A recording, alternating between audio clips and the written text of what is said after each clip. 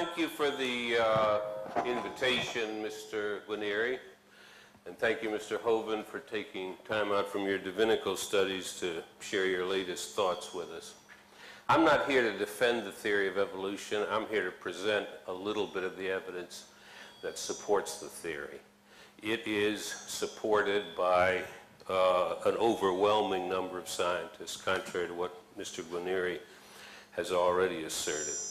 Now, I'm going to talk on fossils and I'm going to talk on genetics. I want to talk on fossils for the first 15 minutes because I believe they're the key to the subject. If there were no fossils at all, I'm not sure we would be here today. I'm sure that it would have taken Darwin a good bit longer to figure out a theory of evolution. Imagine that creatures happened to just vaporize when they died, so they left no traces at all. That's just a property of life, and we're aware of it. We know that we don't expect fossils, but still there's an absence of evidence from the past that's disturbing. Well, that's not the case. Creatures don't vaporize when they die, and they often leave imprints which get covered up and are maintained over long periods of time. Now, you may not know or guess how many fossils have been discovered in the last 150, 200 years, but there are well over 100 billion fossils that have been discovered. There is one fossil field in which it's estimated there's 80 billion vertebrate fossils alone. There are tens of millions of fossils that have been cataloged, described, dug up, and deposited in museums and similar institutions around the world, and they've been studied. Whatever else you want to say about evolutionists, they haven't been lazy, they've been doing their work. Now, what does this huge fossil record tell us? It tells us several important things. First of all, it tells us that 99.9% of all species are extinct. That is, the fossil record largely consists of creatures that are not existing today, that have no counterpart today, but are different kinds of creatures, dinosaurs, for example. Okay, so for every one species today, there were 1,000 that went extinct. Furthermore, the fossil record, you know, I'm wondering if this thing is causing the feedback here. Oh, okay.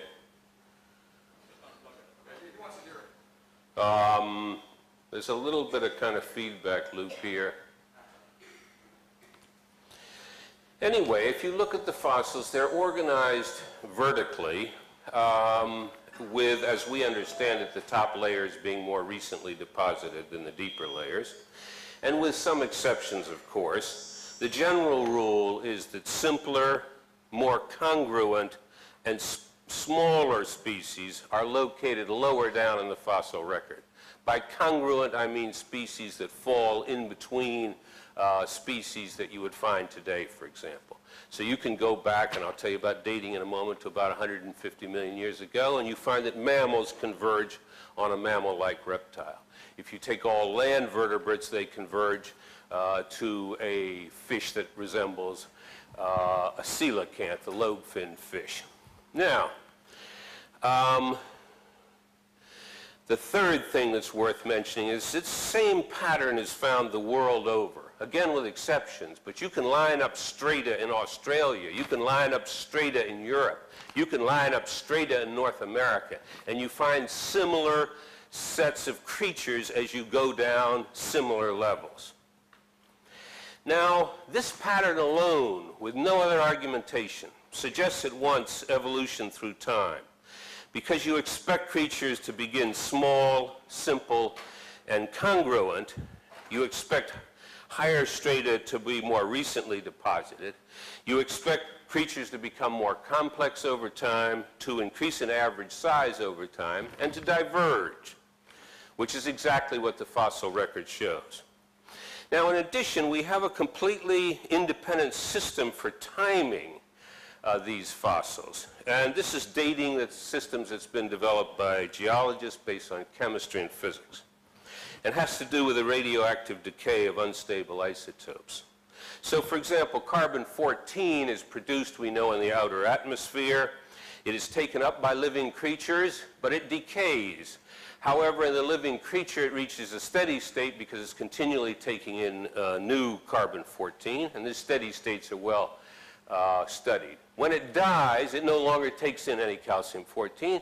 The calcium-14 in it just decays, and it decays, so far as we know, at a steady rate. Calcium-14 is only good back to about 50,000 years. It has a half-life of about 5,500 years. Now, at the other extreme, you have potassium-argon, which has a half-life of about 1 billion years and is good for timing events from 100,000 years right on back to 1 billion, more than 1 billion. You have dozens of other chemical systems which have intermediate time scales over which they work well, and you have overlap among these systems, and you can look to see whether your dating systems give you congruent results. And they do indeed. It is not true if you use carbon-14 and another method that's also good for 50,000 years that you get divergent results. You get congruent results. So we have some confidence that we're able to date these strata, and we also show through the dating that the assumption that more higher up deposits are more recently deposited show less decay.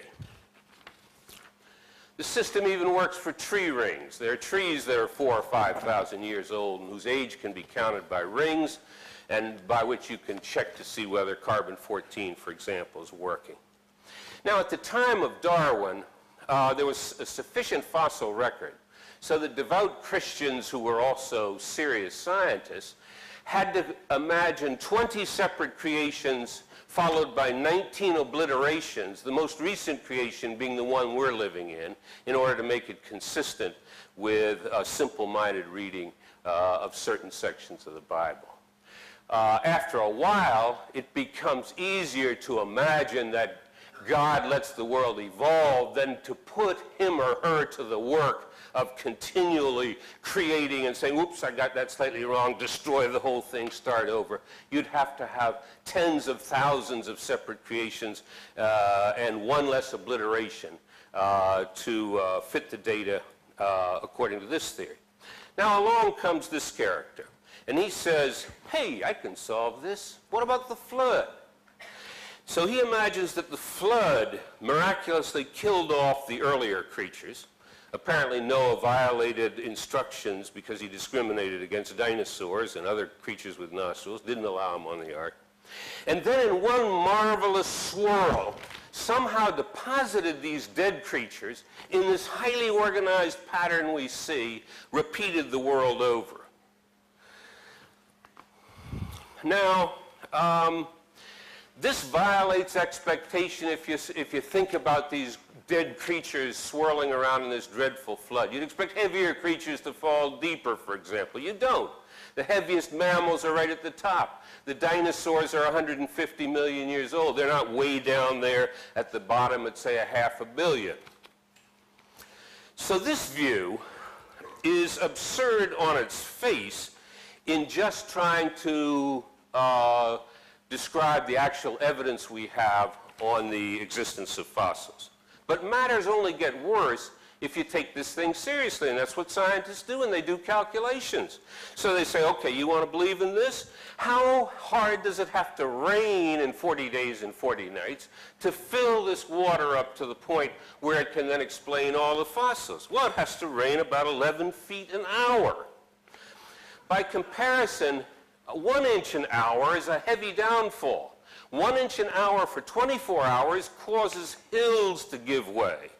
But you're talking about a rainfall that's 2 inches a minute.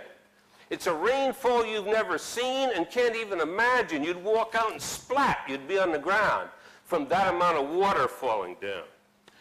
Matters get only worse. I didn't know before preparing for this debate, or whatever it is, that when it rains, heat is released. And someone sat down and done the calculation. Well, if you have this monstrous level of rain occurring, you have an enormous release of heat. And the calculation is that the resulting water is roughly between 2,000 and 6,000 degrees. A boiling cauldron of water produced by this vision of Noah's flood, killing off marine fish, freshwater fish, all kinds of vegetation beneath and so on. And yet somehow magically 6,000 years ago, the water all managed to evaporate back down to our placid level of existence right now. Now there are big absurdities and there are small ones. A small absurdity has to do with fossil footprints.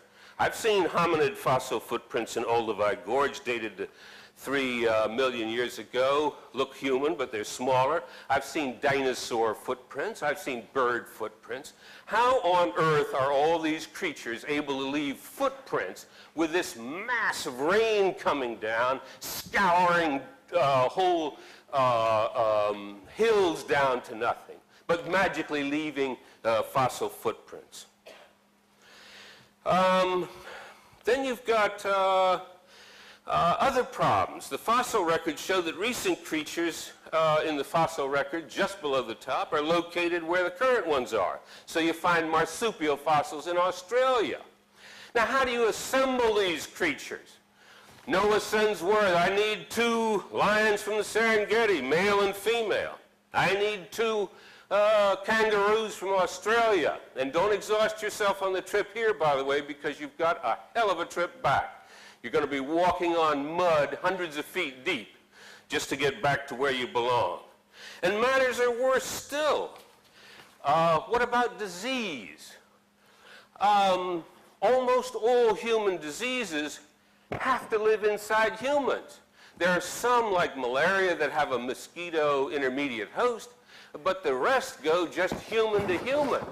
So those 10 humans on Noah's Ark have got to have between them all the human diseases.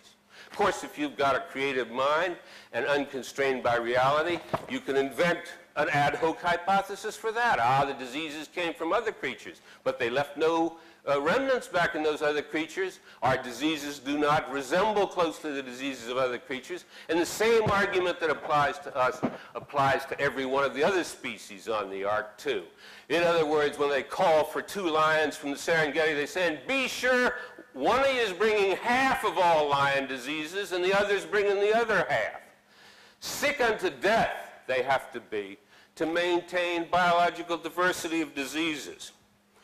So to summarize, we're being asked to replace a coherent, logical story based on millions of pieces of evidence, carefully analyzed and organized, and are offered instead a fanciful tale with a dreadful view of God's world, a cataclysmic world, a disaster of unimaginable proportions, which nevertheless had the magical power to produce a fossil record that imitated what you'd expect if evolution took place. I thank you.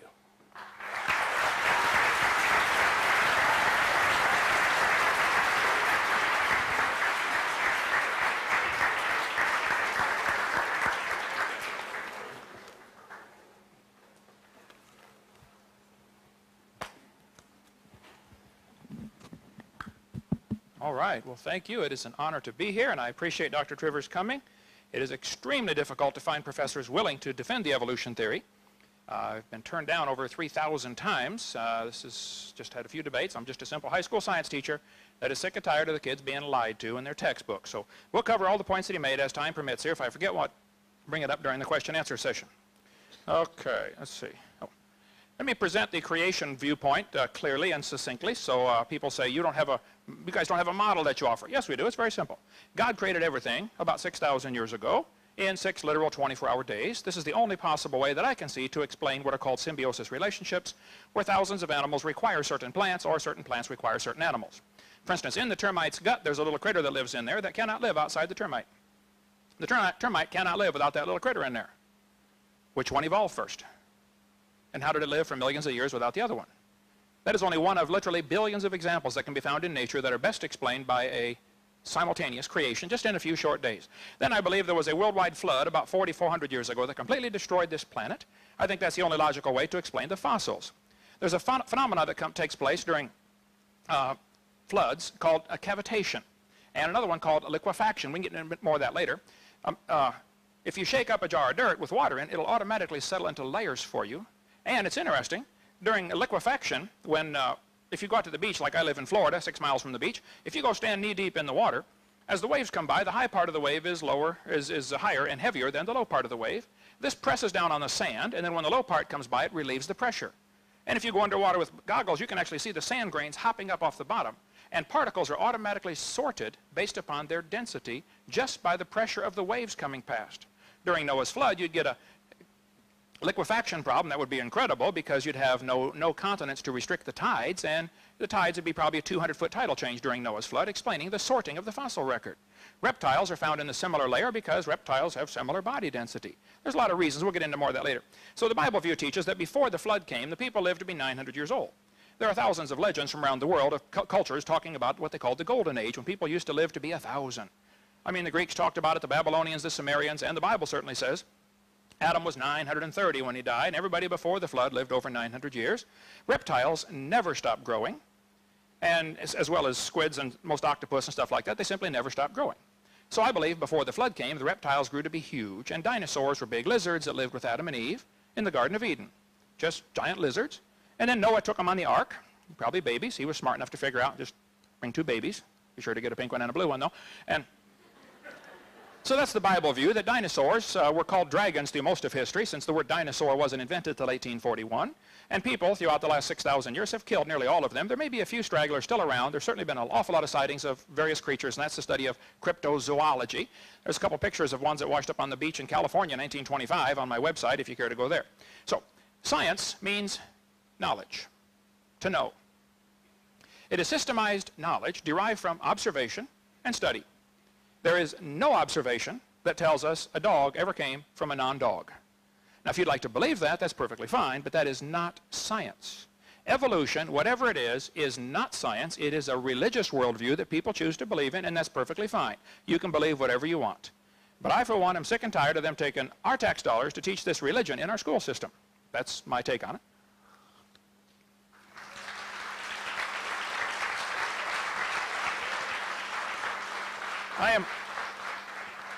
I'm certainly not against science. I like science. I like it very much, as a matter of fact. We have a science center, a hands-on activity center. We have a museum. We have all kinds of activities for kids. We actually like science. I don't know any Christians that don't like science. There may be some, but I don't know them. I like science, but I'm sick of the kids getting lied to. Now, Texas has a law that requires the textbooks to be accurate. So does Florida. So does Wisconsin. So does Alabama. So does California. Most states require textbooks to be accurate. All I want is accuracy in the textbooks. All of the evidence that's used to support the evolution theory has been proven fraudulent, and I'll take any bit of evidence you want. We'll show you which one it is. They use all sorts of about 50 different things. I don't have time in 15 minutes, obviously. But this fellow says evolution is a fact. This is called a mantra. You say it over and over and over, and pretty soon you start believing it. He says the evidence for evolution comes from the fossil record. The fossil record provides some of the strongest evidence that species evolved over time. I would like to point out, if evolution were on trial in a court of law, absolutely no fossils would count, because you can't prove those bones had any kids. You sure can't prove they had different kids. And why on earth would you think a bone you found in the dirt can do something animals today cannot do, which is produce something other than their kind? By the way, there is no fossil record. You don't look back in the fossil record. You look at fossils. You put an interpretation on them, but they don't come with a date on them, and they don't come with a card saying this was, made by a dinosaur 80 million years ago. So when somebody says we looked back in the fossil record, oh, you don't either look back in the, you dig up a fossil and it's 2003. Okay, you're putting your interpretation on that bone, but you don't know for sure when that thing lived. The word evolution has 6 different, totally unrelated meanings. First, there would have to be cosmic evolution. This is a major obstacle the evolutionists have to overcome. You have to have somehow the beginning of time, space, and matter. The Bible answers that in 10 words. In the beginning, God created the heaven and the earth.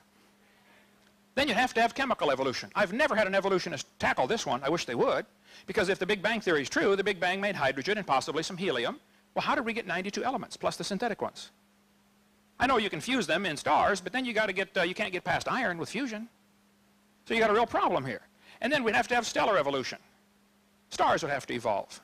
Nobody's ever seen a star form. They've seen a couple of spots get brighter, and they say, oh, wow, star forming. You don't know what star's forming. It could be the dust is clearing. There's a star behind it. There's no proof any stars ever formed out there in space that we've seen form, but we see them blow up all the time. They're called novas or supernovas. That's the opposite of evolution. It's backwards. There's enough stars out there that everybody can own 2 trillion of them to yourself. I mean, it's not like there's a lack of stars to go around. Those are the ones we know about. We don't know about the ones that we don't know about. Then we'd have to have what's called organic evolution. Somehow, somewhere, long ago and far away, life has to get started from non-living material. The evolutionist is left with a very embarrassing position in believing something that's been proven wrong for over 100 years. He still believes in spontaneous generation. Life had to get started from non-living material. Now, I don't want to hear about all the experiments. You say, well, it might have happened, or we might be able to do it someday. The fact of the matter is, it's a religious belief. You have to believe that it happened. And you're welcome to keep that belief. I don't care what you believe. But don't call it science. And don't make everybody else learn that junk. You keep it at home or start your own private school and teach evolution to anybody that wants to pay and come learn it. Okay? Then we have what's called macroevolution, whereas an animal changes from one kind to another. Nobody has ever seen a dog produce a non-dog. Never. Science is things we can observe and test and demonstrate. All of human history shows us dogs produce dogs. Period. Microevolution, I think, is a lousy word and we shouldn't use it, but they do, so I'm going to explain what it means. It actually means just a variation within the kind. Variations certainly happen. Sometimes some real bizarre variations happen, but they're still the same kind. The first 5 meanings of the word are purely religious. What happens, though, students are given one definition of this word evolution, and then they switch the definition on them. It's called bait and switch. According to the Big Bang Theory, 18 to 20 billion years ago, all the matter in the universe was concentrated into one very dense, very hot region that may have been much smaller than a period on this page. Man, that's one crowded dot. For some unknown reason, this region exploded. It's called the Big Bang. They cut down a tree to print that. Where's Al Gore when you need him? That's what I want to know, yeah. This textbook says 4.6 billion years ago the Earth cooled and formed a rocky crust. Yes, boys and girls, the planet Earth cooled and a rocky surface was created. And then as the Earth formed, the surface was similar to the moon. It was hot and there were large pools of bubbling lava. Oceans formed as it rained on the rocks for millions of years. Yes, millions of years of torrential rains created great oceans. And swirling in the waters of the oceans is a bubbling broth of complex chemicals. Progress from a complex chemical soup to a living organism is very slow. Well, I guess it is. Doesn't even happen. That's how slow it is. This college textbook says the first self-replicating systems must have emerged in this organic soup. So I think a fair representation of the evolution theory would be 20 billion years ago there was a Big Bang. Some say 16, 15, whatever the number. You pick it. I don't care. And then 4.6 billion years ago the Earth formed. And it rained on the rocks for millions of years and turned them into soup. And the soup came alive somewhere around 3 to 3.8 billion years ago. And this first life form found somebody to marry. There's a good trick. And something to eat, of course. And slowly evolved into everything we see today. So great-great-great-great-great-great-great-great-grandpa was soup. Now,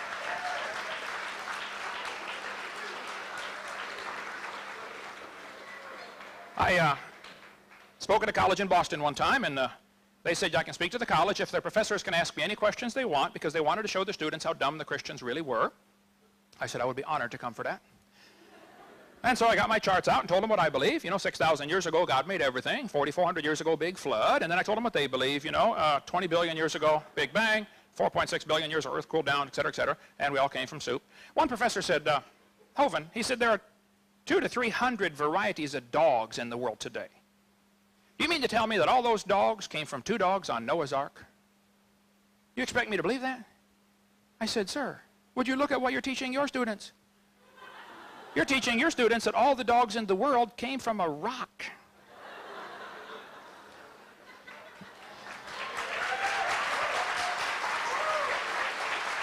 Now,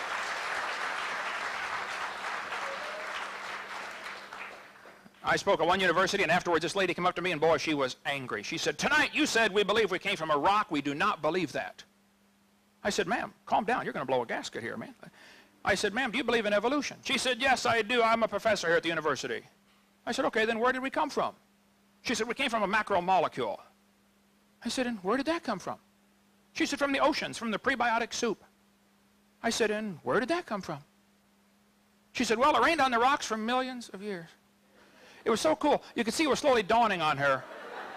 I do believe I come from a rock, don't I? Yeah, you certainly do, okay?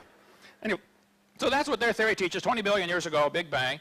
Cosmic, chemical, and stellar evolution would have to take place in the first, X number of billion years. And then we'd have to have organic evolution. Somewhere, somehow, long ago and far away, life had to start from non-living material.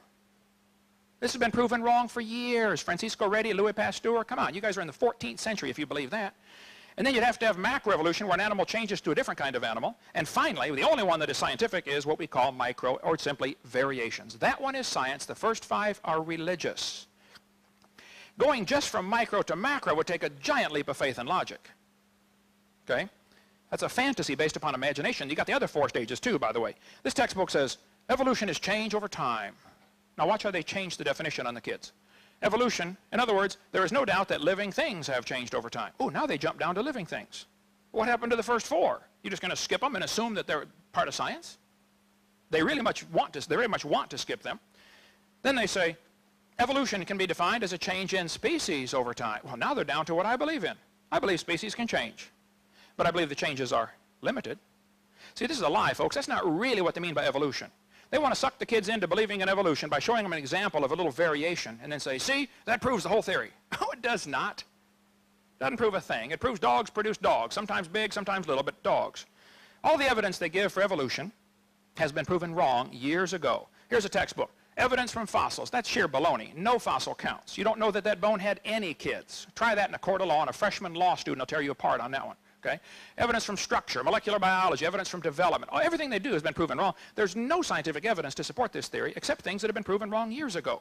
Now, if real evidence for the theory exists, then please show me. But don't keep spreading lies as if you've got some evidence for your theory. There isn't any. Evolution's based on 2 faulty assumptions. Number 1, they assume mutations will make something new and better. That's never been observed. Secondly, they assume natural selection makes it survive. See, in order for evolution to work, one animal has to evolve a little better than the rest. Now, what must happen to the rest of them to make this work? They got to die. Evolution's a religion of death, not a religion of life. According to evolution, death brought man into the world. According to the Bible, man brought death into the world. Totally opposite. Somebody's wrong, folks. Seriously wrong. This textbook talks about mutations. And it says mutations are the original source of variation in populations. I agree. Probably all the roses in the world today had a common ancestor. Rose. Mutations do not produce evolution. Nearly all scientists agree with that. They just simply don't produce evolution. Here's a mutated bull. It's got 5 legs. There's no new information added. Here's a short-legged sheep. That's a mutant. No new information is added. He lost some information. And he's the first one the wolf is going to catch. There's a 2-headed turtle. That's mutant. It's not ninja, but it's mutant, okay? Now, he's going to freeze first winter. Nobody makes a double-neck turtleneck sweater. They don't. Okay.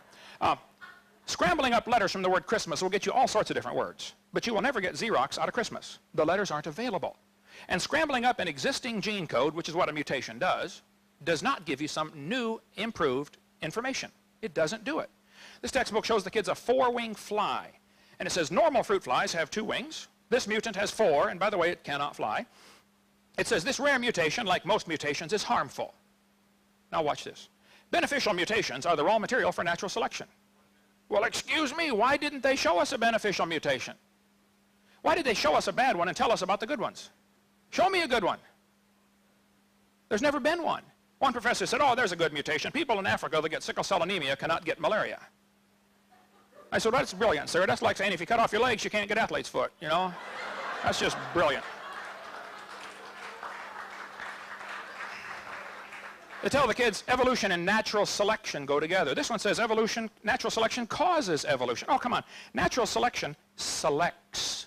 It doesn't create anything. There's the world's smallest horse. Pretty tiny, useless, doesn't bark. I mean, what good is it, you know? Natural selection does not create. How people got this crazy idea that natural selection is a creative force, I don't know, but it's not. It doesn't create a thing. It just simply selects. It's a quality control.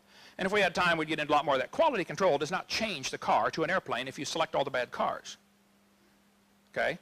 Everything in nature was designed. And if you don't like that, I'm sorry, but there is a designer, and we're going to all stand before him one of these days, maybe pretty soon. Thank you so much.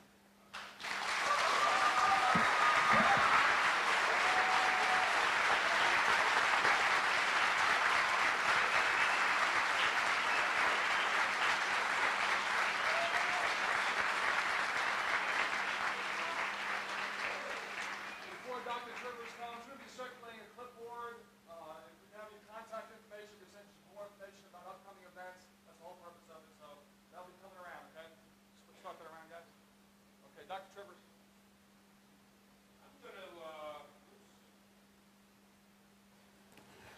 Before I turn to genetics, I want to make a few comments on what we've just heard here and the level of honesty of the person making these comments.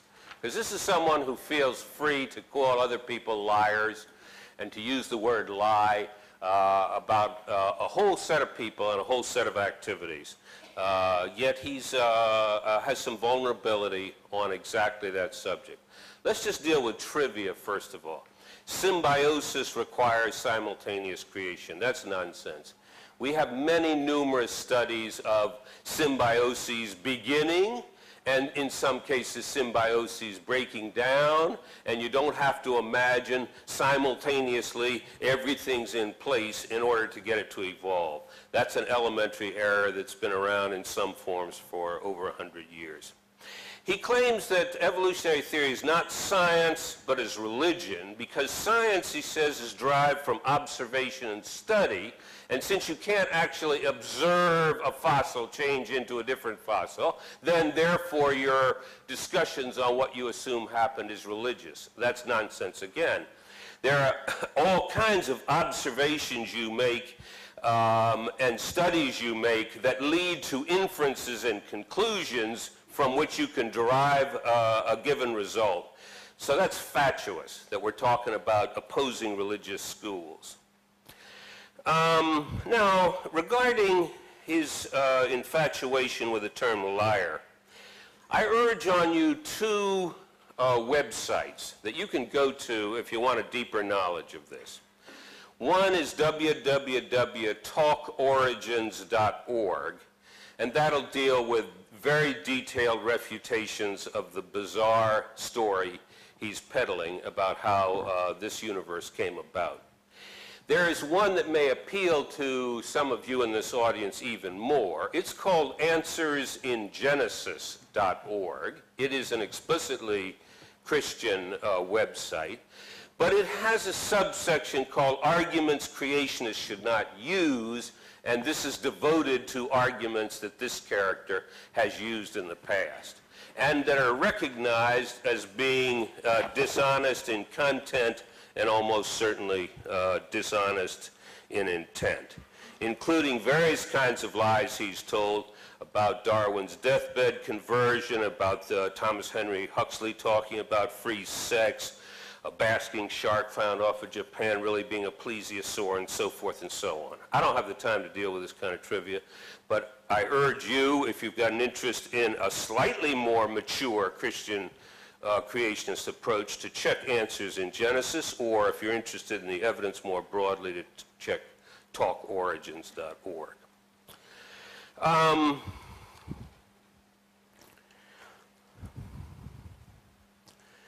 All evidence has been proven fraudulent. Everything has been disproven. Nonsense. This is spontaneous generation, he claims. Again, nonsense. Spontaneous generation was a notion that you could get a frog appearing out of nowhere. Mutations never make things better. Now, that's a lie. We have many examples of mutations that are beneficial, including, for that matter, the mutation that in heterozygous form, that's where you have one of them and you don't have the other, provides you with protection from malaria. A mutation that is disproportionately present in African American people derived from an area that was high in malaria. And then he repeats an old canard: natural selection does not create, it only destroys, it only selects. Natural selection is a continual selective process, but it moves the frequency distribution of genes beyond the distribution that existed when it started, and it can create brand new creations relatively quickly that have never existed before. It's elementary. Now let me go back to talking about genetics for a second, because this is a second kind of another kind of problem you get into when you just invent something out of whole cloth and imagine that it's going to fly.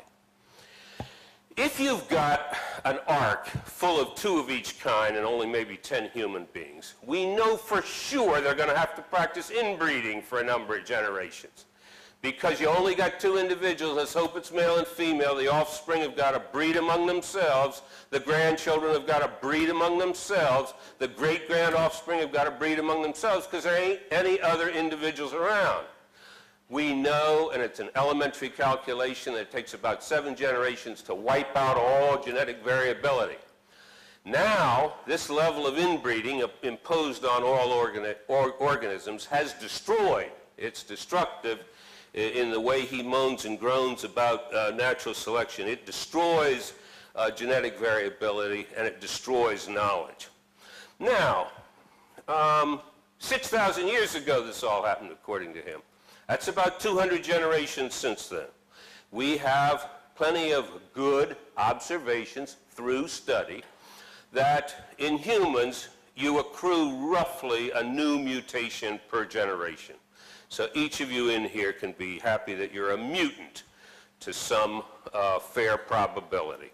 Now, if you allow 200 generations, then we can allow the accumulation of 200 new mutations during that period of time. That would lead to 40,000 of your genes, only 200 of them would show variability due to a new mutation. In fact, out of our 40,000 genes, 4,000 of them show genetic variability. How can you generate this consistent with his hypothesis? Well, again, you'd have to invent some ad hoc hypothesis. You'd have to say, well, for reasons unknown to us and without any evidence for it whatsoever and inconsistent with everything we know about current life, there was a rain of mutations that struck not just humans, but struck all other creatures as well. And then you think, oh, well, I've gotten myself out of that. Yes, I've got to imagine another absurdity, but fine, I'm out of the immediate bind. But it ain't that easy. Because if the individuals are accruing mutations rapidly over this short period of time, they all trace back to the ancestral group 6,000 years ago. So as we like to say, everything comes back as spokes on a wheel instead of trees where some individuals are more related to others and some groups are more related to others, some share more variance with some individuals than others. If you apply this to, well, there's a worse problem still, which I'll go over in 2 minutes' time. I don't want to introduce too much science into this revival meeting, but I want to introduce a little bit. The genetic code is redundant. That is, there's some codes that code for the same amino acid. So you can get a mutation from one code there to the other, still produces the same protein, still the identical same individual. We don't think natural selection acts on those genes or acts extremely weakly because it produces the same individual. Now those change over time due to random processes, and these have been studied in some depth in the lab, and they fit logic. And they start to diverge from each other solely because of random factors. Some individuals breed, some don't, and so some variants, which are coding for the same thing, become more frequent and others less frequent. They evolve by a random walk. Well, the interesting thing about random walks is that they tell time, because the longer the time for the walk, the further apart two originally identical molecules are going to become at these synonymous sites. Now, two things can be concluded from a world of data on these synonymous sites. First of all, they provide a congruent system of dating, which is congruent with the strata and the phylogeny. That's a very curious fact that didn't get explained by his fantasy about sorting by size during the flood. How is it that individuals that are further down show greater divergence due to random walk at these synonymous sites? And the second thing that's interesting about these data is if you are given an anchor point, that is one point in time in the past whose actual time you know, not relative time, but like it's, you dated from the methods I was telling you, geological clocks, you say it's 200 million years. Then you can use all of the data on synonymous sites since then to give exact times to the splits of other species. And you can check them both against the geological record and against the timing. and once again, it's congruent. I'm thinking of forming an organization called Liars for Jesus. I'm willing to lie for my Lord. That's right. I'm willing to lie for Jesus. I'm willing to pillory people whose work I do not study or understand. I'm willing to make a fraudulent challenge, my $250,000 challenge. I'm willing to make just flat assertions about what's known or what isn't known in a vast scientific enterprise that's occupied the serious attention of serious people, over hundreds of thousands of them, up to 1 million scientists working on this over the years. And I hope Mr. Hoven will be honorary president of the organization, that maybe I can find a role in it for Mr. Guarneri as well. I just want to end by saying that one of the most disturbing aspects of this, and a sense of the orientation of many of you, is that I regard the religion that's being pushed as being almost as bad as the anti-science. I think he's giving you a double bad deal. He ain't giving you no science, and he's misrepresenting that. And the religion he's selling you, to me, is infantile. It's arrogant and blasphemous to tell God how creation occurred, how God created this earth. How dare he? And reducing God to an anthropocentric midget, the organism that created this vast universe, is just this trivial creature running things for the benefit of humans and a particular group of humans right now. I think it's pathetic. Jesus warned against those who would come in his name as false prophets, who would come crying in his name, and he said, beware of them. Judge them by their fruits, he said. And what are the fruits of this man's work? Misrepresentation, lies, and an absurd fantasy of a flood based on a hellish vision of what the Creator is really like. Thank you.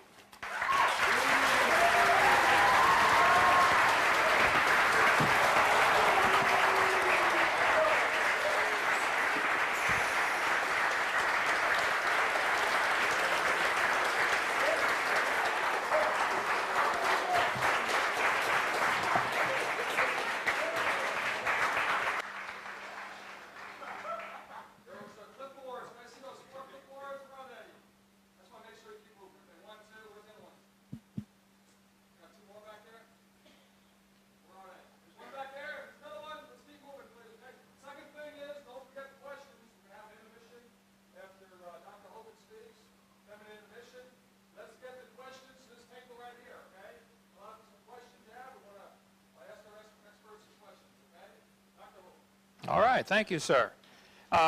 Well, I stick by my guns. I'll try to answer as many questions as I can in a moment, but the evidence that is used to support the evolution theory is indeed lies and has been proven wrong. For example, your textbook will tell you that the appendix is vestigial. You don't need it anymore.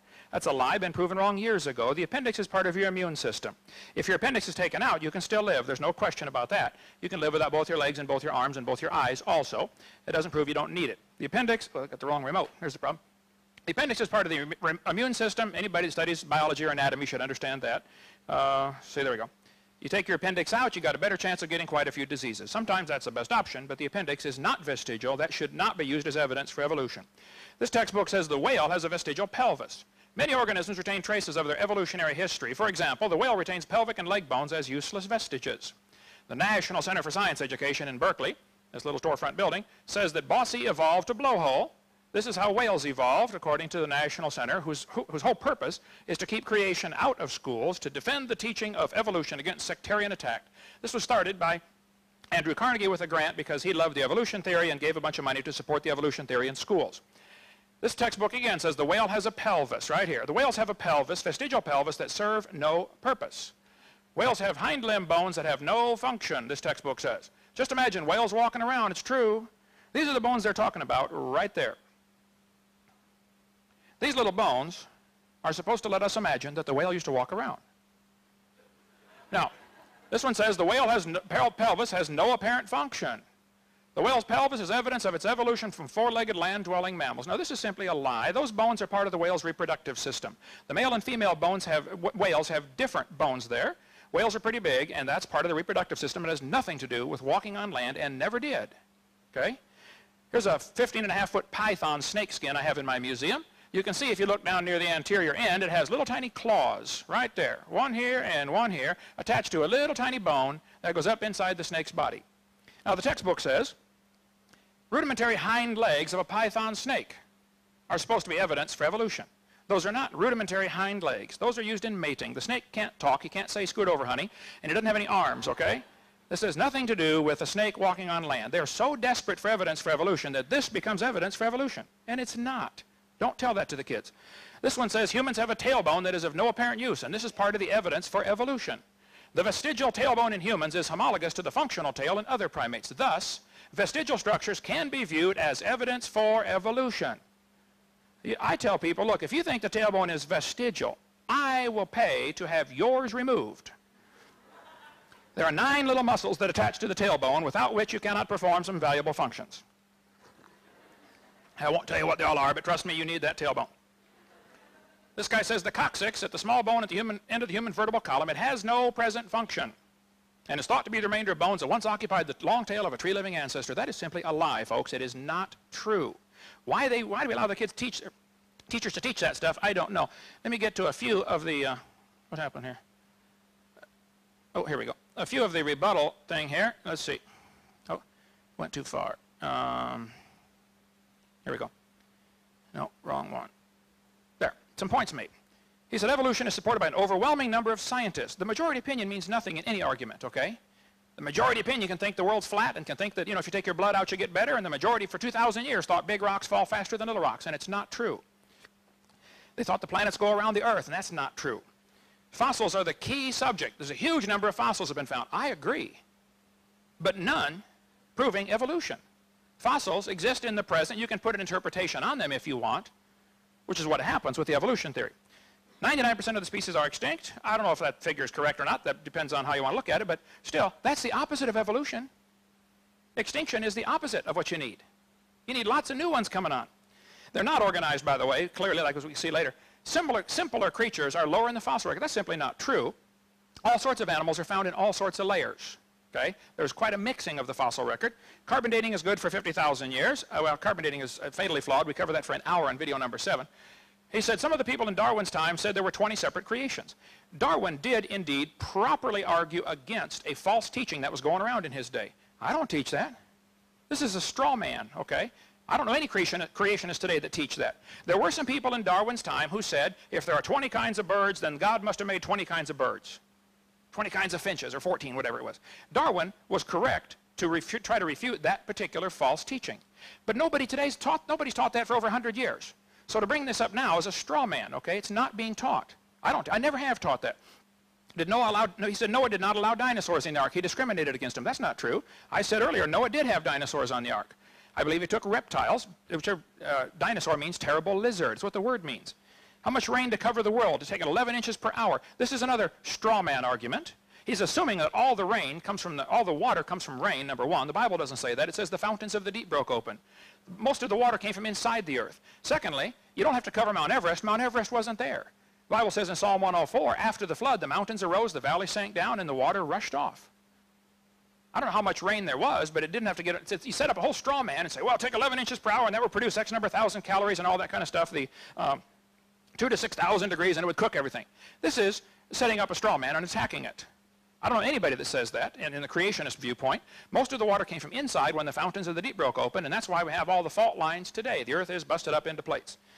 He said he's looked at fossil footprints that are 3.5 million years old. They're like ours, but they're smaller. Well, if you find footprints that are like ours, what should you conclude? A human walked there, maybe. A lot of people studied those footprints in Laetoli and said, well, if we didn't know they were so old, we'd think a human walked here. One professor studied it. He studied 70 people that go barefoot all their life in some village out in Africa someplace. They never wear shoes, ever. And he said their footprints that they make are exactly like the ones in Laetoli. Okay, well, you found some footprints fossilized in the ash. They're assuming they're 3.5 million years old. That's baloney. They're not 3.5 million years old. Nothing is. He said marsupial creatures are found in Australia. I agree. Marsupials tend to be less aggressive. I've been to Australia. You can walk up to the koalas and they'll, pick them up and they're cuddly to some extent. I think after the flood was over, when the animals got off the ark, the less aggressive ones would continually be driven to the fringe by the more aggressive ones. And then as the water slowly came up, as the ice caps melted, I believe the ice caps probably lasted 200 years after the flood. If there was ice caps clear down to Kansas City, Missouri, the oceans would be lower by a few hundred feet. And now you can actually walk any place in the world. There are underwater land bridges everywhere. Between Australia and Vietnam, the water's 50 or 60 feet deep. Between Russia and Alaska, the water's 60 feet deep. The English Channel, the deepest point in the English Channel is 150 feet from here to that back wall. I mean, it's not like we look at the ocean and say, wow, it's deep, it's blue, it must be deep. No, there's a lot of real shallow parts. So I think by just having larger ice caps during the flood and after the flood, there would be lower ocean levels connecting all the continents. The kangaroos had probably a couple hundred years to walk or migrate to Australia, and it just happened as the ice was melting back and the water's rising, they ended up trapped. That's a much more logical explanation than to say kangaroos came from a rock 4.6 billion years ago. He said he wants to replace a coherent, logical story. Evolution is not coherent nor logical. There's no evidence for it whatsoever. Based on millions of pieces of evidence, I would like to see the best evidence anybody has. Just show me the best one anybody knows of for evolution. Bring that up during Q&A, please. Level of honesty. Yes, I think if somebody uses information that's been proven wrong years ago, they're liars. Ernst Haeckel said that the embryo growing in the mother has gill slits. That was proven wrong in 1874. Anybody that knows their biology knows that embryos do not have gill slits. So don't tell people they do. They're lying to tell them they do. Symbiosis can evolve. Well, you can dream about that. Depends on, I guess, how intense of a level of symbiosis you want. Evolution's a religion. Inferences and conclusions drawn from fossils. Again, fossils don't count. Answers in Genesis. I am good friends with Ken Ham. I love his ministry. I sell his books. I link to his site. He doesn't like me for some reason. That's fine. He said I use arguments that are dishonest. For instance, Darwin's deathbed conversion. I have never used that. I defy anybody to show me any time in my seminar where I've used that. Answers in Genesis is correct. That argument should not be used. His wife, Darwin's wife, apparently made up the whole story about him converting on his deathbed. The story's not true, and I don't use that. As far as Huxley and his morals, well, let me show you what Huxley said, since I get accused all the time of, hang on here. Huxley said in, now it is correct that I had the wrong Huxley. I said Thomas Huxley. It was actually his grandson. Grandson Julian Huxley said, I suppose the reason why we leapt at the origin of species was that the idea of God interfered with our sexual mores. He said that on a television interview. Julian Huxley, the head of UNESCO. He said the reason we like this evolution theory is because it interfered with our sexual mores. We don't want God telling us thou shalt not commit adultery. Professor Roos, Michael Roos, University of Guelph, said, evolution is promoted by its practitioners as more than mere science. Evolution is promulgated as an ideology, a secular religion, a full-fledged alternative to Christianity, and with meaning and morality. I am an ardent evolutionist and an ex-Christian. But I must admit, and this is but one complaint, and Mr. Gish is but one of many to make it, the literalists are absolutely right. Evolution is a religion. This was true of evolution in the beginning, and it's true of evolution still today. Arthur Keith, who wrote the foreword to Darwin's 100-year anniversary book, anniversary publication, said, evolution is unproved and unprovable. We believe it because the only alternative is special creation, and that is unthinkable. Professor Louis Bonheur said, evolution is a fairy tale for grown-ups. The theory has helped nothing in the progress of science. It is useless. Malcolm Muggeridge said, I'm convinced the theory of evolution will be one of the great jokes in the history books of the future. Evolution is a dying religion, and all religions die hard. I mean, when they burn people at the stake for daring to suggest the Earth was not the center of the solar system. And as evolution slowly dies in our culture, you're going to see real vehement attacks. I mean, people get fired from universities like this for daring to question evolution. It's a dying religion, folks. You ought to get off the bandwagon, okay? Scientists who go about claiming evolution as a fact of life are great con men. The story they are telling is the greatest hoax ever. In explaining evolution, we do not have one iota of fact. Fred Hoyle, famous astronomer from Europe, said the only way life could have come into existence is because some superintelligence having created it. Well, we could talk for hours on this one. Let me get back to where we were if we got a few seconds left here. Okay.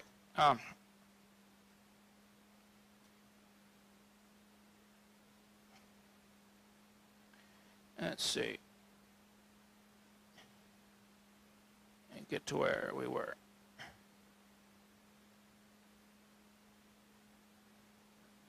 All evidence has been proven wrong. I stick by my guns. There are no beneficial mutations. But it looks to me like he wants it both ways here. He wants to say 7 generations of inbreeding will wipe out the variability, and then he turns it around and says there's not enough time to get all these variations we have.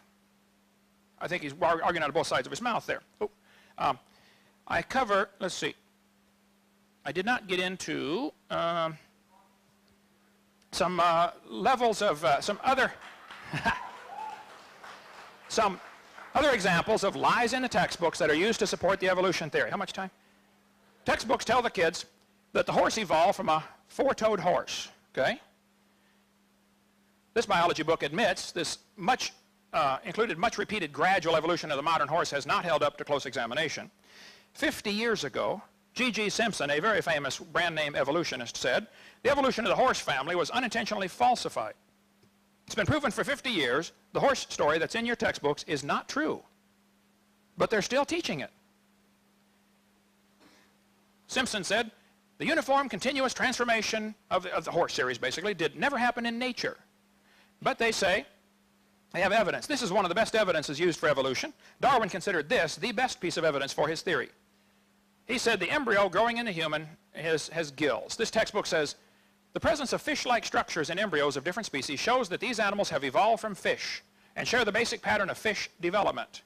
They want you to think that's gills like a fish? That's simply a lie, folks. That's been proven wrong 128 years ago. Those are not gills. Those little folds of skin develop into bones in the ear and glands in the throat. They never have anything to do with breathing. I've seen people that have 5 or 6 chins and they can't breathe through any of them but the top one, okay? This is simply a lie. Haeckel read Darwin's book the year after it came out when it was translated to German, and Haeckel said, wow, what a great theory. This gets rid of God. If only we had some evidence for this theory. And Ernst Haeckel, an embryology professor at the University of Jena in Germany, lied.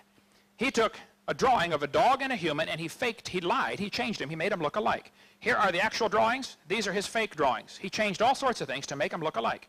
Haeckel made giant charts of his fake drawings and traveled all over Germany and held seminars on why everybody should believe in evolution. Actually, here are Haeckel's drawings compared to actual photographs taken a couple years ago. He lied. My point is, this is still being used in textbooks today as evidence for evolution. I care. I think some other people care too. Get the lies out of our books.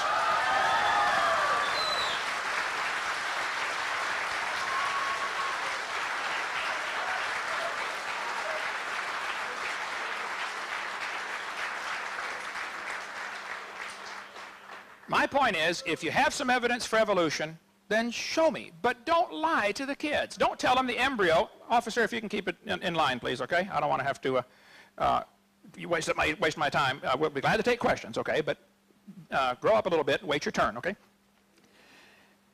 This is simply a lie, but it's used in textbooks all over the world. It was proven wrong in 1874.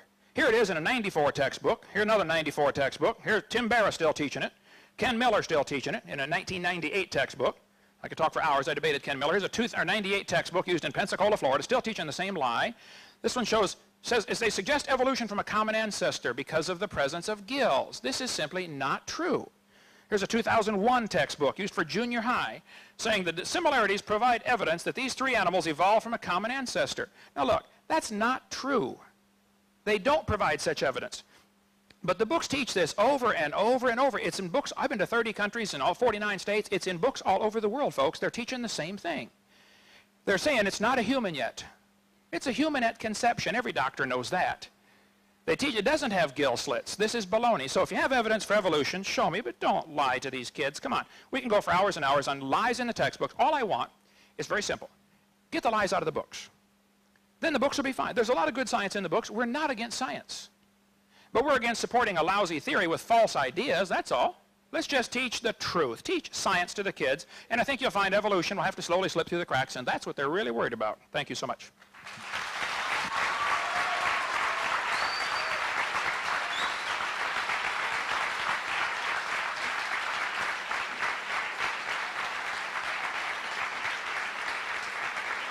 Okay, we have a question and answer time now, and Dr. Trevor is going to receive the first question. He's going to have about 2 minutes. We're not going to hold him real tight to that, but we're about 2 minutes to answer the question, to finish responding, or if you respond sooner, that's fine. And then Dr. Hoven's going to have an opportunity to comment on that. And then we'll go back and forth and for approximately a half hour for the question and answer period. So I hope your question gets in, but obviously we couldn't get all the questions. There must be like 100 questions there. So, all right. I'm going to get this microphone. Thank you. I'm going to give the questioners. Our first question will be for Dr. Trivers. Dr. Trivers? How would you explain fossilized clams on top of Mount Everest?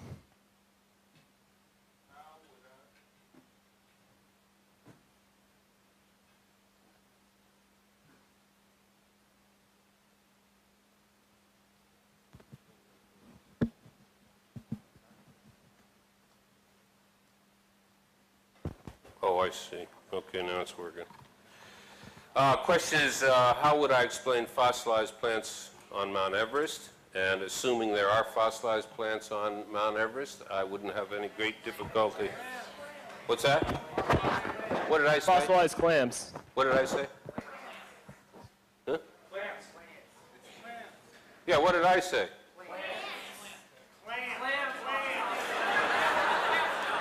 It's clams we're talking about?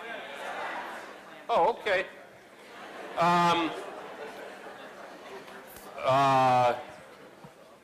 So that we're all on the same page, the question has to do with fossilized clams, not plants on Mount Everest. And I say, assuming that such exist, then I'd have to understand the geological history of the mountain. If you're a recent creationist, it all happened 6,000 years ago, and everything else is a lie, then mountains haven't changed an awful lot except for this enormous scouring of water that took place in this deluge, unless you believe another fantasy that the water was hidden away inside and popped out, or another fantasy of Dr. Hoven's that it all came in a meteor with water until it was shown that that would be vaporized. It's well known that mountains rise through the tectonic forces that are generated by tectonic plates. So I'll just switch it. I don't know Mount Everest, never been there, but I have spent a lot of time in Jamaica, and it is well known that the mountain in Jamaica, which is 7,600 feet, came up from the ocean. On my own property that's about 2,000 feet up, not on a mountainside, you can find limestone, which of course is being generated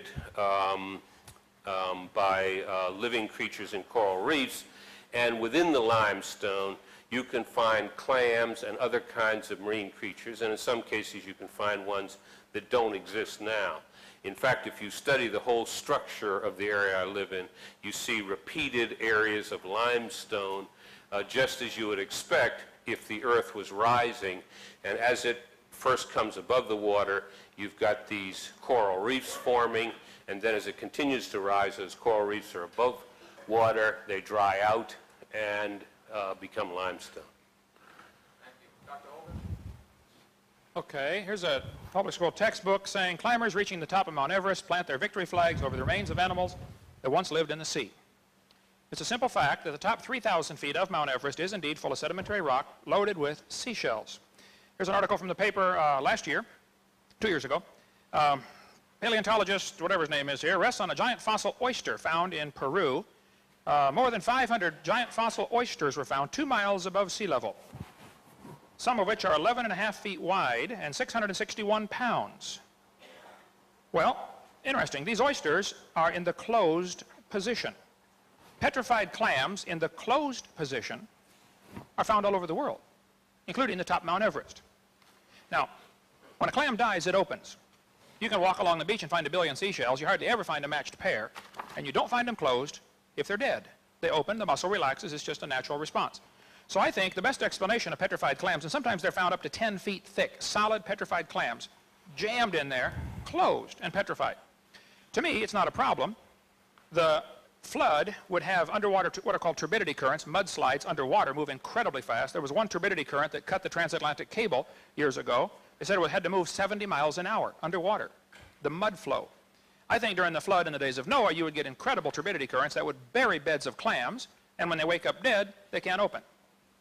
And so they end up getting petrified. And then the Bible says in Psalm 104, the mountains arose, the valleys sank down, and the petrified clams on top of Mount Everest are absolutely no problem for my worldview.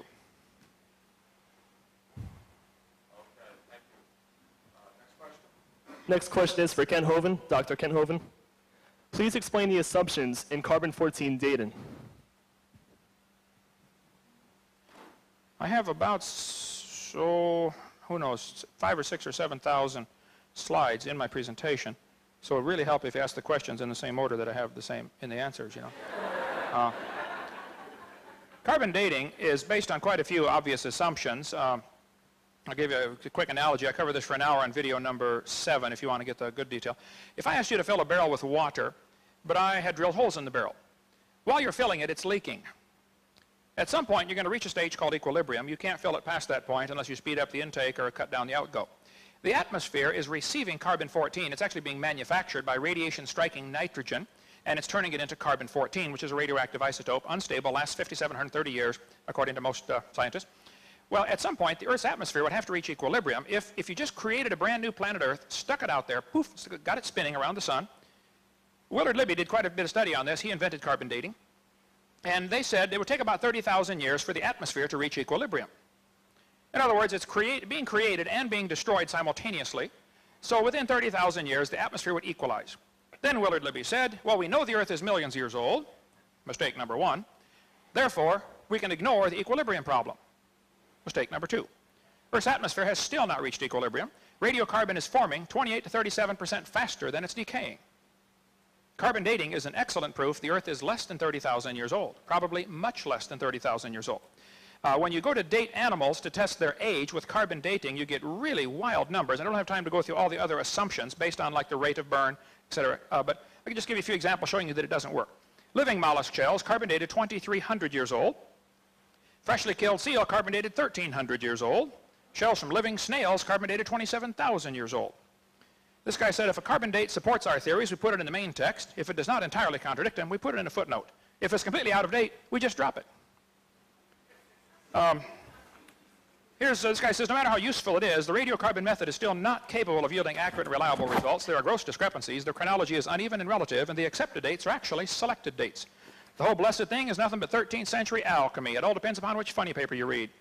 Here's one part of a mammoth, 29,000 years old. Another part's 44,000. Same animal. That's a slow birth. 30 seconds. Well, we could talk here a long time. Geologic column. No, okay. The lower leg of a mammoth dated 15,000 years old. The skin was 21,000. It just doesn't work. I'm sorry. It doesn't work. Thank you.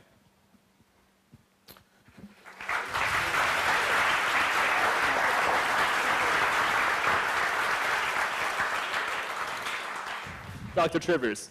Yes, I'll just simply urge you who are interested in the latest set of lies from A Liar for Jesus, go to www.talkorigins.org, and that'll give you references also to the literature that he's very selectively and in some cases grossly inaccurately referring to. I don't have any more to say about that.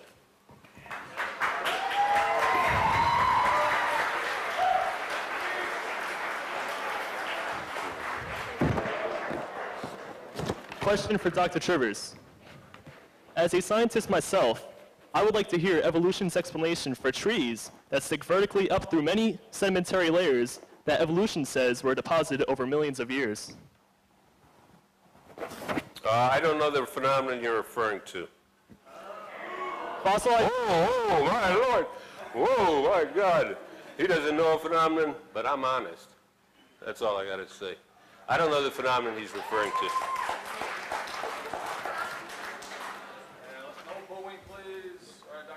All right, I do understand the phenomena, and I'm honest too, and I resent being called a liar tonight. I'd like you to be specific if you have another lie. You give me one at a time, and I'll handle it.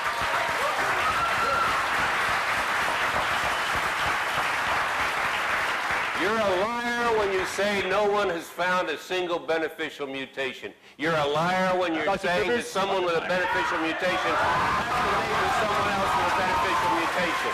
That's a specific example. That's 2 examples. We will get back to that if time permits. I would like to see this beneficial mutation. The textbooks will teach the kids that the layers of strata are different ages. This is taught uniformly all over the world, that the layers are different ages.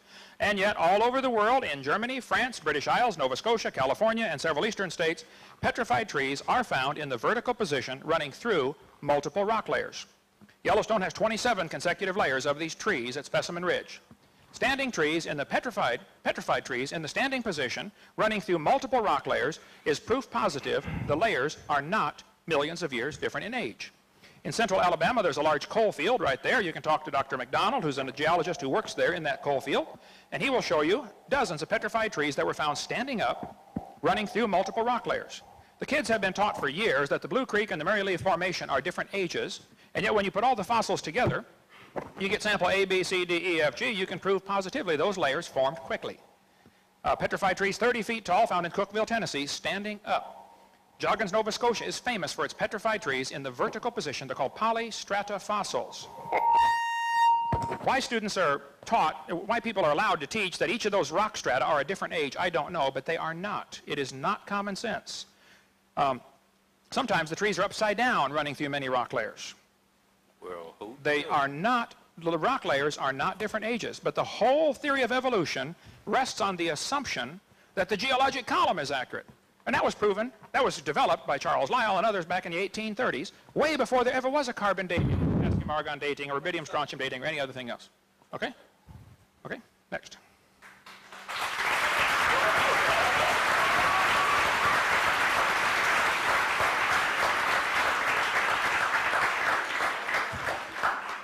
Next question is for Dr. Hoven.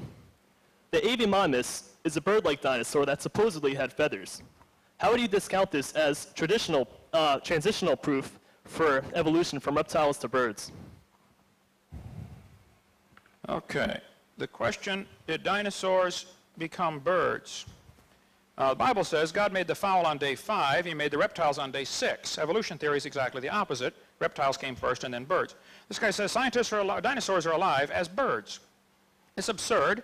99, the USA Today published an article about the missing link was discovered. National Geographic, the missing link, breaking news, we found the proof for evolution. Had a big article about it in November 99. 2 months later, oops, it was a fraud. Some guy in China made this thing and sold it to the Americans for a lot of money. Proven wrong. We could go spend a long time on this one if you'd like, on this. Birds, the descendants of dinosaurs. All you got to do is add a few feathers and say, man, go ahead, it won't hurt too much. Give it a try, okay? There are millions of differences. Alan Fiducia is probably one of the world's experts on birds. He believes in evolution strongly, UNC Chapel Hill. He said, paleontologists tried to turn Archaeopteryx into an earthbound feathered dinosaur, but it's not. It's a bird. It's a perching bird. Archaeopteryx had claws on its wings, and they say that's a missing link. We don't have time to cover all this today, but there's an awful lot of evidence that the one you mentioned here, I think I have stuff on that one too. I have most of the things in here. Archaeopteryx, and none of these can be missing links, fully formed birds are found in rock layers dated by the evolutionists at 130 million years old. How could they evolve from dinosaurs? Dinosaurs lived and died, according to their theory, 65 million years ago. Here's 140 million year old birds found, much older than Archaeopteryx. Fossil remains of a bird 142 to 137 million years old, so it could not possibly be a descendant. This guy Fiducia says, GeoTimes 96 model, says there are plenty of other reasons to refute the dinosaur-bird connection, says Fiducia. How do you derive birds from a heavy earthbound bipedal reptile that has a deep body, a heavy balancing tail, and 4 shortened limbs? He said biophysically it's impossible. Lungs are totally different. Modern birds are found in layers lower than and with the dinosaurs. Scales and feathers attach differently to the body. They come from different genes on the chromosomes. Birds have a 4-chambered heart. Most reptiles have 3. Birds lay a calcium-covered egg. Reptiles lay generally a leather egg. There simply is no fossil evidence of how a reptile changed to a bird. Now, if you want to believe that, you just enjoy yourself, but that's a religion. Keep it out of our schools, please. Question for Dr. Hoven. The 24-hour day is based on the Earth's orbit around the sun. So how can the first couple of days be 24 hours if the sun and the moon weren't created until the 4th day? Good question. I think the Bible says that God is light, and it says he made light first, and our day starts at midnight when the sun's not even out. One spin of the Earth is a day on Earth in relation to anything. You could have a day, you could have the Earth spinning in relation to anything, you know. We started at midnight, like I said. So later in Exodus chapter 20, God told his people that I want you to honor the Sabbath because in 6 days, the Lord made heaven and earth. And same thing in Exodus 31. Here we have clear examples where God lumped all 6 days together as if they're the same. The sun wasn't there till day 3, or day 4, I understand, but there was light before that, and the earth apparently was spinning before that in relation to that light. That would be a real minor question or problem compared to the evolutionist problem that we all came from a rock 4.6 billion years ago, in my opinion.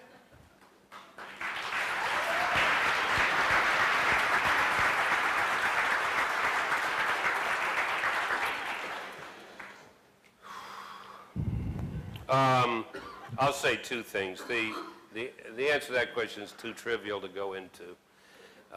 It's a good question. We measure a day a certain way. Days didn't appear in that form till 4 days into this story. The story is a metaphor. It's not a, hey, they were really 24 hours and you can take it to the bank. If that kind of argumentation satisfies you that, oh, well, there was light and somehow the earth was spinning even before it was created to spin, fine. I don't have anything to say about it. I just want to go back one step. I do not believe that Mr. Hovind knows what a mutation is, because he's now shifted his criterion. Now a mutation is something that suddenly in one jump takes you from this species to a brand new species. That's why he's got to have individuals with 2 mutations matching, because that's the only way Mr. Hovind can imagine 2 new species arriving. Just like everything has to happen in an instant in creation, just like the whole paleontological record has to be wrought in a few months of this horrendous flood he's describing, so his only image, his blinkered image of how you can get a new species from another species is a single event in a single generation. I mean, there are a whole bunch of biology courses which I'm happy to know your children will be taking that'll explain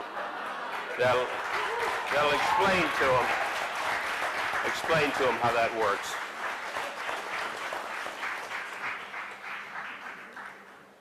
Dr. Hovind? I think that was my response to him. Let's make this the last. Question for Dr. Trivers. Yes, sir. Explain the evolution of a feather. Explain the evolution of a feather. From the scales of reptiles. Well, I just happened to have spent several months working on this problem. How am I supposed to explain the evolution of a feather? Well, it is uncertain how feathers evolved or what their initial function was. It was initially believed they evolved for flight.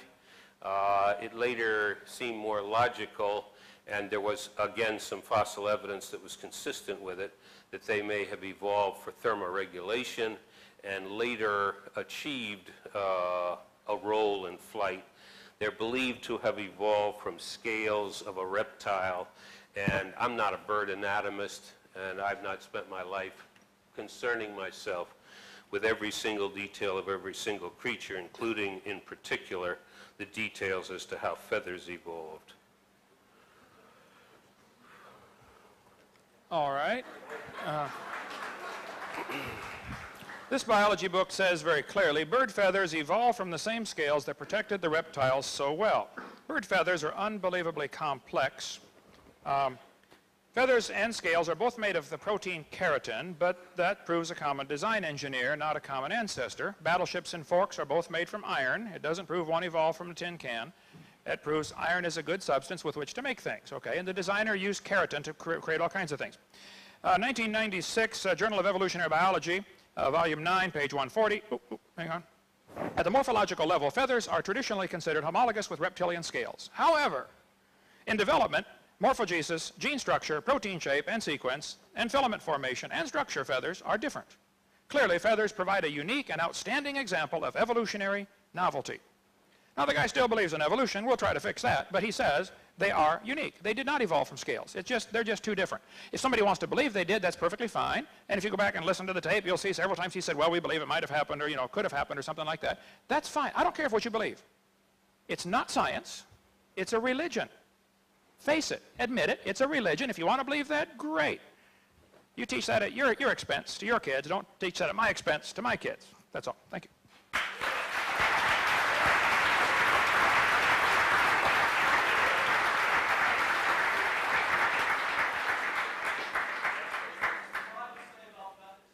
His turn over here. This will be our last question for Dr. Hoven. If creationists believe the universe was created 6,000 years ago, how do you explain the galaxies and stars, which are millions and billions of light years away? I don't know that I can do that in the time allotted. I will certainly try. We cannot tell the distance to stars beyond a few light years. I'll show you the problems with that in a hurry here. I wish we had more time. I cover this in great detail on video number 7. Let me get up to, or if you watch, it's on my website too, a long answer to this. Stephen Hawking said, stars are so far away, all we see is a pinpoint of light. The biggest telescope, looking at the closest star, all you see is a dot. To measure the distance to something you cannot touch, you have to use trigonometry. You have to know 2 angles in a side or 2 sides in an angle. Earth is 8,000 miles in diameter, which is basically 0 compared to star distance. So what they've done to enlarge the triangle is they look at the star in January and look at it in June, and now you have a 93 million mile radius on a circle, which is 8 light minutes. So a 16 light minute diameter. A year has 525,000 minutes in it. So if you had 2 surveyors 16 inches apart looking at a dot 8 1/3 miles away, that's the ratio you have using Earth's orbit as the base, looking at 1 light year. That makes an angle of 0.017 degrees. To measure 100 light years is clearly impossible. That's like 2 people in Pensacola on my roof, 16 inches apart, looking at a dot in Chicago. 15 billion years is clearly impossible. We just simply can't measure those distances. Stars probably are billions of light years away. I don't know. Nobody does. This textbook says you can measure 100 light years. Well, I doubt it, but I'll give them 100. So we don't know the distance to the stars. They could be billions of light years. We also have proven pretty conclusively here in the last 20 years that the speed of light is not a constant. At Harvard University, in '99, they slowed light down to 38 miles an hour. The next year, they slowed it down to 1 mile an hour. The next year, they brought it to a dead stop. This was done at Harvard, Smithsonian, and Cambridge. That's what science is, something repeatable, observable, not hypothetical. At Princeton, meanwhile, they speeded light up to 300 times the speed of light. The speed of light has decreased so rapidly over time that experimental error cannot explain it. Astronomer Barry Setterfield from Australia said. Here's the chart showing the decline in the speed of light. If we had time, we'd talk about all that. The speed of light was apparently exceeded by a factor of as much as 100. Everything's documented at the bottom of the screen and on my website. The speed of light was 10 billion times faster at time 0. According to the Big Bang Theory, the speed of light had to be faster. The speed of light may have changed over history, study says. A shocking possibility is the speed of light might change in time during the life of the universe.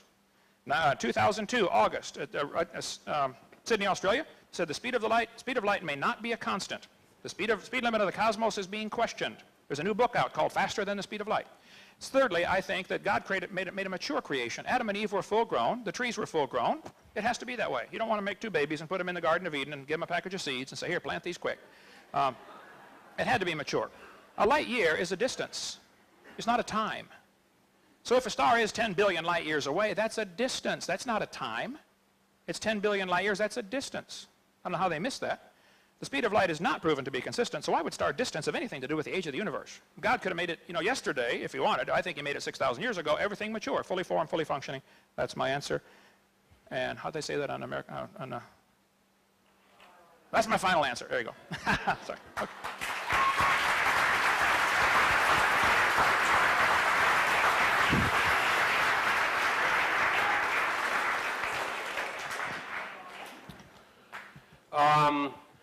There is no doubt that the speed of light may have changed over cosmological time, and it would be very difficult for us with our present understanding, as I understand it, and I'm strictly an outsider on physics and cosmology, to prove or disprove whether the speed of light has changed over long periods of time. That it has been increased, the speed in Princeton, is an outright fabrication. You can go to this person and get him to give you the references, and you can chase him down and see if anybody else in this state or anywhere else that has actual knowledge of the scientific work believes that someone has speeded up the speed of light by, what was it, a factor of 300 you said? I'll show you the reference. Let's see. 300, I think you said. This will be. That's what the article said. Let's see. All right. Well, anyway. Here, New York Times, May 30th, year 2000. So take it up with Mayor, what's his name from New York? Okay. This is the article just as it appeared on June 4th of the year 2000. Okay, well, I suggest Dr. you go, Li Zhong Wang. yeah, find a scientific journal and see if the conclusion is as described in there. You know, I had one thought before I came over here, and this is the end of the question period, so this will be my last thought. I figured this man probably uses a computer. He probably uses light bulbs. He probably watches a television. He probably makes use of the enormous technological innovations that have come from the scrupulous, careful, detailed, and now centuries-long application of scientific reasoning to the universe around us. If you followed his style of approach broadly, not just we want to teach our children this and that, but took his style of approach towards reality, his assertions about the veracity of the work of other people and so on, you wouldn't come up with a calculator. You wouldn't come up with a ruler. You wouldn't come up with nothing like the computer that he's blessed to be able to use. Thank you.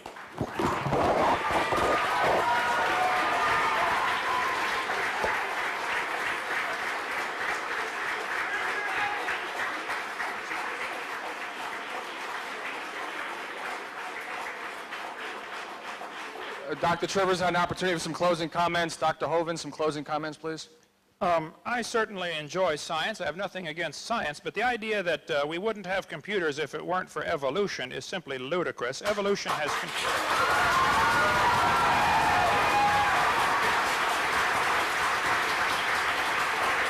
Almost, don't use up my time here. Nearly all of the branches of science were started by creationists.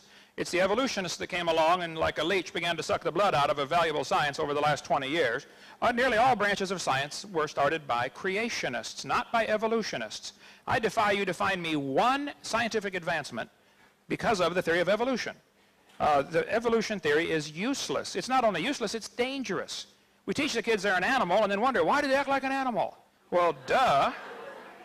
All these are names of scientists who were believers in creation. So don't tell me that we wouldn't have a computer if it hadn't been for evolution. The guy who invented, like Maxwell, for instance, or Lord Kelvin, and all these guys were the shoulders that the giants were standing on, or the people were standing on the shoulders of giants. These are the giants they were standing on to create a computer. Somebody had to develop the transistor and had to develop the circuitry and printed circuitry, and these guys were creationists. These guys were believers in the Bible. They thought God created the world, and it's man's duty to try to see how God did it and why he did it. I love science, and it's a useless theory. It doesn't help us get a computer or go to the moon. There's no value to it whatsoever.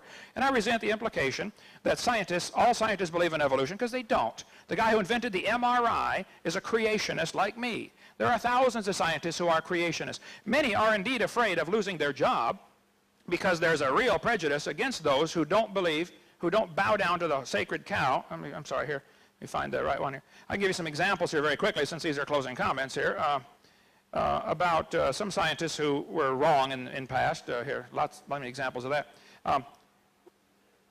Dr. Robert Gentry did incredible research on the disposal of radioactive wastes at Oak Ridge Laboratories in Knoxville, Tennessee. He was one of the world's experts on granites. He published in all the major magazines saying, look, the granites have these little tiny halos in them, radiopolonium halos, indicating this rock was never hot. It forms too quickly. You can get his book or his website, halos.com, if you want to get more on that. Roger DeHart was a science teacher in a high school in Washington. He was told he could not tell his students about errors in the textbooks by passing out current science journals. You can't tell the kids there's a lie in your textbook. Kevin Haley, biology teacher, Central Oregon Community College, lost his job for simply exposing errors in the textbooks, because that's a threat to the evolutionist. Baylor University fired William Dembski because he advocated there might be an intelligent designer that caused all this. Forrest Mims was a science writer for many years, for many magazines. He was denied a job at Scientific American simply because he was a creationist. Rod LeVake in Minnesota was reassigned just because he expressed doubt in Darwin's theory. Teacher Dan Clark in Indiana was told by his superintendent that he could not introduce creationism to his class just simply by showing current science journals, saying, look, folks, it doesn't work. This is the facts. Dean Kenyon at San Francisco State University was the poster boy for evolutionists for years. He wrote all kinds of books about evolution. And then he made the tragic mistake of getting converted, and they fired him. He sued and got his job back, and now he's teaching again, but only because he was a tenured professor. If a professor stood up 20 years ago in the Soviet Union and said, kids, I don't think communism works. Capitalism's a better system, he'd lose his job or his life. We got the same censorship in America for somebody who dares to question the holy sacred cow of evolution. The students at Texas Tech University offered Dr. Denny $900 if he would debate me 4 weeks ago when I was there. He's the one who refuses to give recommendation letters to his students. He wouldn't take $900 to debate me for 2 hours. And yet he'll stand in front of his class where he's got the obvious academic and psychological advantage, but he won't take on a creationist who can answer his questions. Look, I fly all over the world. I'm willing, I do this at my expense. The churches sometimes take an offering. I want to help. You students need to see both sides of this issue. Now, why so many professors are reluctant to debate this, I don't know. I really appreciate this gentleman coming to do this. I think he's wrong, and I'm going to get him converted, but I'm glad he did it.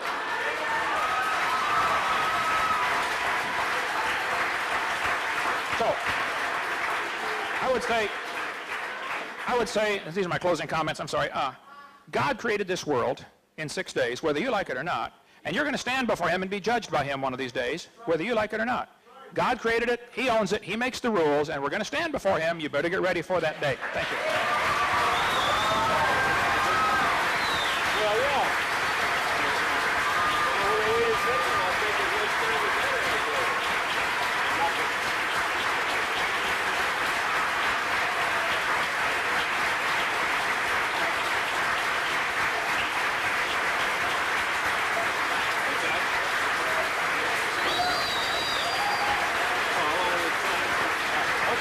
Okay. All right. We gave Dr. Hoven a few extra minutes, and we'd like to do the same for Dr. Trivers.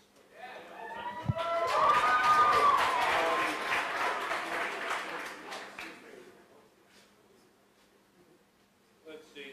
I'll just comment on two things here. One is this fantasy he has. Can you not hear me? Okay. Sorry, I'll turn this.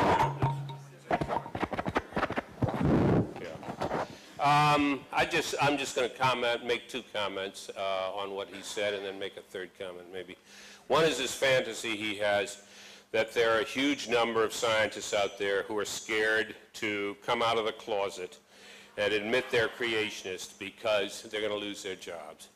One of the best protected institutions in this country is tenure, which says that after you've taught for 6 or 8 years and you're accepted for tenure at a university, it's extremely hard to be kicked out of the university. There's only one tenured Rutgers professor who's been detenured, and that was for practicing slavery, all right? Not for espousing creationist thoughts. So forget that fantasy.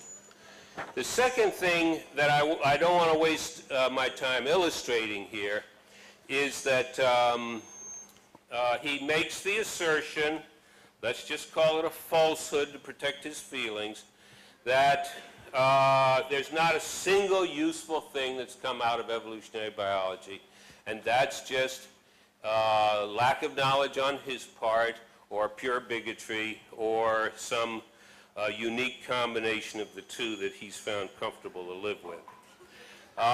When you are treated for a disease in a hospital, when you are given antibiotics, indeed when you are told to take them for 10 days for reasons he's given, when biological control agents are used to control pests of plant species and even animal species that we depend upon, all of that work is based on evolutionary logic, and a number of those studies and advances have been made by evolutionists. So it's just another one of these, let's make a wild assertion and see whether we can get it by this audience. The final thing I'll say is that I've noticed a, let us call it disappointing level of emotional and intellectual development in some parts of the audience, in which it seems that all you need to do to get straight on whether this universe evolved or did not is to cry for the name of Jesus and to, amen, brother, amen. And go back and read the Bible as if every single word was printed in stone and bypass, yes. But even here, there's biblical scholarship that this kind of organism is not going to give you. And I'll just give you one example from Ecclesiastes. Remember now thy Creator in the days of thy youth, when thy strength waneth not, and you say, I shall have no use for them. Why them? Where's them in there? Well, the original word was not creator. The original word was temple prostitute. And the statement was, remember now thy temple prostitute, because that was the way you gave tithes. That was one of the ways you gave tithes in church back then. When your strength waneth not, and you have not, and when you do not say, I have no use for them, for the temple prostitutes. So if you want to take a kind of infantile approach towards Scripture, where you're not even willing to consider problems of translation and real meaning, well, that's one verse, you know. Yeah. Okay.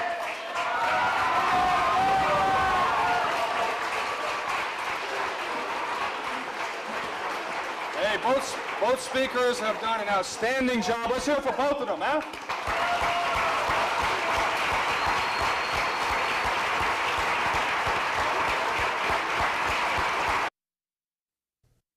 We hope you've enjoyed watching this debate on the topic of creation evolution. This is not just an academic subject. If the creation story is right and God created this world, then we better do what God says. And if you're watching this tape and you're not a Christian, God loves you. He wants you to come to heaven, but He hates your sin. He hates my sin. He won't tolerate any sin in heaven. Since He created the world and He designed it and He owns it, He makes the rules. And His rule is no sin in heaven. Well, we're all sinners, which means we all deserve to go to hell, but Jesus Christ, God Himself in the flesh, died on the cross to pay for your sins and my sins. On February 9th, 1969, I prayed and said, Lord, I'm a sinner. Would you please forgive me and save me? And on that day, I got born again into God's family. You can be born again. All you need to do is admit you're a sinner. Admit that you deserve to go to hell. Call upon Jesus Christ to forgive you and save you. He's the only one who can, and He wants to so badly if you'll just ask Him. If you're not sure you're going to heaven, ask the Lord to save you right now. You could just pray a simple prayer like I prayed back in 1969. I just said, Lord, I'm a sinner. Would you please forgive me and save me right now? If you do that, today will be your spiritual birthday. The Bible says you must be born again in John chapter 3. In John chapter 1, it says you get born again, you become a son of God by receiving Him. When you receive Jesus Christ, you receive His gift that He died on the cross for you, and you receive that for your sins. That's the day you get born into God's family. You become God's child. We have lots of material in our ministry designed to help strengthen your faith in the Word of God and help you grow as a Christian. If you'd like to call or write our office, we'd be glad to send you a catalog. You can get on our website and get lots of information. If you'd like to schedule a debate, I'd be honored to come. Just get my itinerary off my website and find out when I will be in your area. And I'll be glad to come speak at a college, speak at a university, speak at a debate, represent the creation side against as many professors as want to get together. We'll take on 10 at a time. That doesn't matter. You see, God's right and evolution is wrong. It's pretty simple. Thank you so much. Please don't hesitate to call us if we can be any help. Do you want to know more about how to combat the godless theory of evolution? Creation Science Evangelism offers 4 great tools that help strengthen the faith of believers and win the lost to Christ. After 15 years of teaching high school science, Dr. Hovind began Creation Science Evangelism in 1989. We are a ministry that is dedicated to providing tools which will help you combat the evolution philosophy that is destroying the faith of millions every year. The first tool Creation Science offers is their powerful, life-changing video series. Over the last 12 years, well over 1 million videotapes of Dr. Hovind's seminar have circled the globe. They are reaping a harvest of souls for the kingdom of Christ, as well as helping restore the faith of many thousands confused by the evolution propaganda to which they've been subjected. These videos are available in English, Russian, French, Spanish, Japanese, and sign language. The Age of the Earth, first of the 7-part series, teaches that God created the universe about 6,000 years ago in 6 literal days. Could this be true? Can it be scientifically proven that the Earth is not billions of years old? This tape gives solid scientific evidence that the Earth is young and that the Bible is scientifically accurate. How did the environment of the original creation differ from ours today? And how would this allow men to live over 900 years? Can Christians have a good explanation for the existence of dinosaurs? Could some dinosaurs still be alive today? These and many more questions are covered in the second and third part of the series. Evolution has permeated public school textbooks with false and fraudulent information. This video exposes nearly 30 lies commonly found in textbooks. Every public school student, teacher, and school board member needs to watch part 4 of this series. Find out if you have been lied to in your textbooks. Discover the terrible difference evolutionary beliefs have made in the past as well as in recent history in our video number 5. Dictators throughout time have used their evolution-based philosophies to rationalize their brutal actions. Learn how evolution propaganda is being used today to prepare people for the New World Order. This is just a taste of all the information the 17-hour seminar series has to offer. Also available are college courses that expand on the seminars in great detail. For those who can handle a more confrontational atmosphere, our debate series is just for you. I said, now, Mr. Patterson, if you think the tailbone is vestigial, I, Kent Hovind, will pay to have yours removed. Dr. Hovind has debated a wide range of atheists and evolutionists all over the country, and you're sure to find these 12 debates very exciting. These would be perfect to present to that scientifically minded person who likes to argue their point. Our topical series includes exciting topics like why evolution is stupid, public school presentation, children's video about dinosaurs, the Bible and health, Leviathan, the fire-breathing dragon, and many more. Creation science also offers a variety of visuals, like the longevity chart, which presents the entire lineage of Adam to Joseph as given in Genesis. It's exciting to see exactly how many generations were alive at the same time. Hundreds of books on a variety of subjects, videos on incredible creatures that defy evolution, t-shirts, fossils, and more. Make Creation Science Evangelism the one-stop shopping center for your creation material needs. Our 2 websites, www.drdino.com and www.dinosauradventureland.com, provide our second tool for evangelism. drdino.com is packed with lots of information, from charts and graphs to articles and frequently asked questions. This is also where you will find more information on all of the products CSE has to offer. DinosaurAdventureland.com is great for the kids. They can play lots of fun games and see unusual rides and activities located at Dinosaur Adventureland in Pensacola, Florida. Thousands visit our sites regularly to gain insight into God's creation.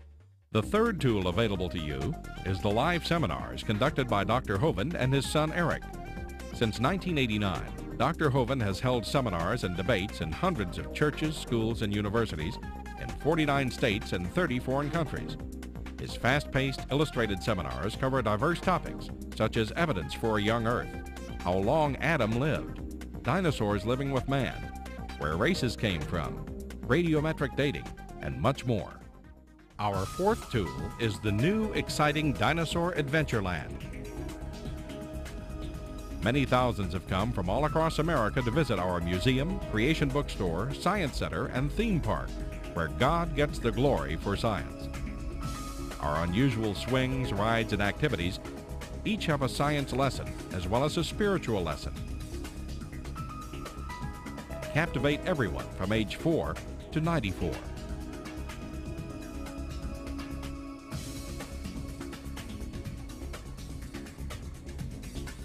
To order material, find out how to schedule a seminar at your church, or get more information about Dinosaur Adventureland, write to us at Creation Science Evangelism, 29 Cummings Road, Pensacola, Florida, 32503. Or call us at 850-479-3466. Or toll free in the U.S., 877-479-3466.